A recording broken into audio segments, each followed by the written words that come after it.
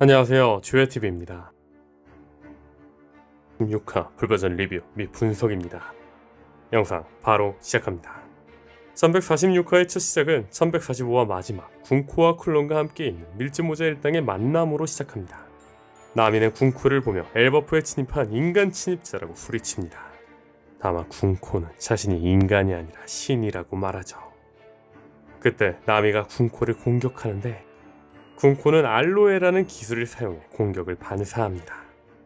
징베와 브록도 군코를 공격하지만 같은 기술로 이들의 공격을 반사해버립니다. 그리고 군코는 말합니다.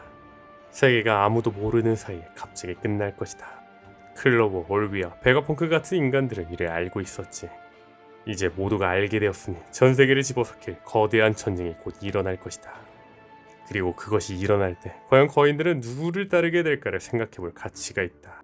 그때 우섭이 군코를 공격하고 군코는 폭발하는데 폭발로 상처를 입은 군코의 팔과 몸이 오로성처럼 다시 재생합니다. 그리고 군코는 쿨론을 납치해 사라지죠.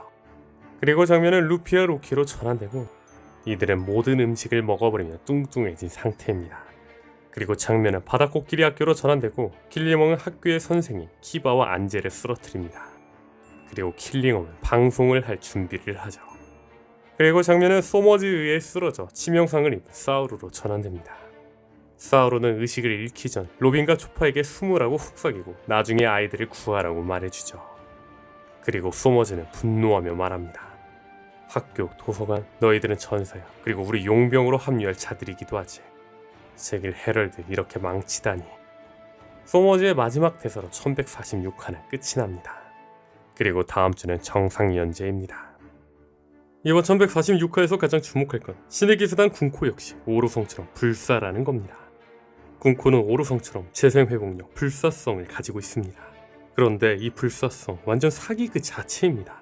실제로 루피가 니카 보니와 힘을 합쳐 겨우겨우 세턴을 산산조각 내도 베가펑크 아틀라스가 나스조로와 함께 자폭을 하며 나스조로를 산산조각 내도 이들은 모두 회복하였습니다. 이들뿐만 아니라 모든 오로성들은 다시 회복했죠. 에그헤드 편을 보면서 도대체 이들을 어떻게 이기나 생각했고 이들을 이길 방법은 누군가 이들을 막아낼 동안 도망가는 게 전부일 거라는 답밖에 나오지 않았습니다. 다만 철거인 에메트가 조이부이의 폐양색을 방출했고 세턴을 제외한 오로성은 마리조아로 돌아갔습니다. 그렇다면 여기서 생각해볼 건 도대체 조이부이의 폐양색 방출은 어떤 힘이 있길래 오로성을 마리조아로 돌려보낼 수 있던 걸까요? 사실 이 부분에서는 단서가 있습니다. 그건 바로 오로성 모두 마리조아로 간 게 아닌 세턴을 제외하고 마리조아로 갔다는 겁니다. 1109화에서 세턴은 루피와 싸우던 중 오로성에게 텔레파시로 말합니다. 부르겠다. 그리고 동시에 마법진이 나타나며 오로성이 등장했죠. 만약 이 소환하는 기술이 세턴의 능력이라 생각한다면 조이부이의 폐양색으로 세턴의 능력이 무효화된 게 아니냐는 겁니다. 그렇다면 여기서 또 하나 주목해볼 건 오로성이 조이부이의 폐양색을 맞은과 동시에 오로성은 능력이 해제되었다는 겁니다. 즉 패기가 능력을 무효화시킨 게 아니냐는 거죠. 카이도의 말처럼 패기만이 모든 것을 능가한다는 겁니다. 사실 이 부분은 오로성의 능력이 무효화되기 전 떡밥으로 나타난 걸로 보입니다. 검은 수염의 적단과 싸우던 로우는 도쿠큐의 병병 열매에 의해 여자로 변해버렸습니다. 다만 로우는 다시 남자로 변하며 말했죠. 깨트릴 수 있을 거다. 과잉 패기의 능력은 안 통해. 즉 악마의 능력이 각성하면 자신뿐만 아니라 주변의 물체에까지 영향을 주는 것처럼 패기를 각성하면 자신뿐만 아니라 주변까지도 영향을 주는 방식인 걸로 보인다는 겁니다. 정리하자면 불사인 신의 기사단을 쓰러뜨릴 수 있는 방법은 태양의 신 니카의 능력이 아닌 패기라는 겁니다. 다시 말해 루피는 에그에 대해서 조이보이가 보여준 패기를 사용해 신의 기사단을 제압할 거라는 거죠. 그렇다면 생각해볼 건 안제입니다.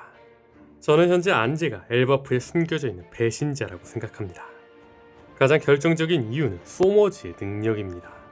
1143화에서 밝혀지길 소머즈의 능력은 특정 대상에게 투명한 가시덩굴을 두를 수 있으며 다른 인물이 해당 대상에게 누군가가 다가갈 경우 대상에 대한 사랑에 비례해 접근한 인물에게 큰 고통을 가합니다. 다만 안제는 아이들을 만졌지만 다치지 않았습니다.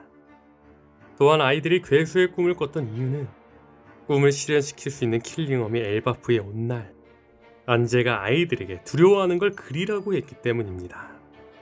더 나아가 안제의 영어 이름 ANJ는 프랑스어로 천사인데 천사는 신의 메신저입니다. 그리고 원피스 세계관에서 신은 이무이죠. 즉 안제가 배신자일 확률은 99%이며 안제는 엘바프의 군코와 샴록을 소환한 인물일 수 있다는 겁니다. 다시 말해 패기로 안제를 제압하면 신의 기사단을 물리칠 수 있다는 겁니다. 여기서 여담으로 제가 계속해서 주장하고 있는 가설 하나를 이야기하자면 에그딧 편 당시 조이보이는 오로성의 악마의 능력을 무효화시키는 것까지였지만 주 조이보이를 넘어서 루피는 악마의 능력을 무효화뿐만 아니라 재생하는 능력까지 무효화시키며 이물을 제압할 거라 생각합니다. 현재 조이보이의 의지는 이어지고 있습니다. 물론 조이보이의 의지는 정확히 밝혀지지 않았지만 베가펑크에 의하면 조이보이는 전 세계의 대륙 침몰이라는 인위적으로 대재해를 일으킬 병기를 의도적으로 남겨놨다고 이야기했습니다. 그런데 오뎅은 조이보이가 나타날 때까지 와노쿠니 개국, 즉 고대병기 플루톤을 해방해야 한다고 이야기한 걸로 보아 조이보이의 의지는 새로운 조이보이가 고대병기가 사용하기를 원하고 있죠. 이 의지를 있는 걸 보여주는 것처럼 로저는 조이보이가 다시 나타나기를 기대하며 조이보이가 될 수 있는 신시대가 원피스를 찾도록 원피스가 있다고 소리치며 이들을 바다로 보냈으며 샹크스는 조이보이가 될 수 있는 고무고무 열매를 찾았습니다. 결국 찾았고 이는 조이보이가 될 수 있는 루피에게 넘어갔죠. 즉 로저와 샹크스는 조이보이의 의지를 잊고 있다는 겁니다. 그렇다면 여기서 생각해볼 건 카무사리입니다. 카무사리는 폐양색 패기를 휘감아 충격파를 날리는 기술입니다. 이 기술은 로저가 처음 사용하였고 샹크스가 이어받았습니다. 재밌는 건 조이보이의 의지가 로저에서 샹크스로 간 것처럼 샹크스는 로저의 기술을 이어받고 있다는 겁니다. 즉 로저, 샹크스, 루피로 의지가 이어진 것처럼 카무사리 역시 로저, 샹크스, 루피로 이어질 거라는 거죠. 물론 혹자들은 로저, 샹크스가 카무사리를 칼로 사용했기 때문에 칼도 쓰지 않는 루피가 어떻게 카무사리를 사용하냐 말할 수 있지만 카무사리라는 기술은 폐양색의 방출일 뿐입니다. 즉 검이 있어 카무사리를 사용하는 게 아니라는 거죠. 다시 돌아와 제 가설대로라면 카무사리의 최초 기원자 역시 조이보이인 걸로 보입니다. 그렇다면 여기서 생각해볼 건 카무사리의 뜻입니다. 카무사리는 신의 죽음이라는 뜻입니다. 그런데 원피스 세계관에서 이무는 천룡, 즉 신보다 위에 있는 신으로 추정되고 있죠. 그리고 이무와 루피의 싸움은 신과 디에일 쪽의 싸움입니다. 디에일 쪽은 신의 천적이라고 불릴 정도이죠.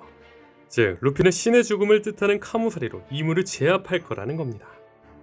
현재 필름 레드에서 샹크스의 폐양색은 해군 중정까지 기절시키진 못했고 무릎 정도까지 꿇게 만들었습니다. 다만 1124화에서 나온 조이보이의 폐양색은 유일하게 해군 중장까지 모두 기절시켰죠. 그렇다면 루피가 쓸 폐양색은 주변의 해군 중장은 물론 해군 대장들을 기절은 못 시켜도 무릎은 꿇게 만들지 않을까요? 오늘 영상은 여기까지입니다. 시청해주셔서 감사합니다.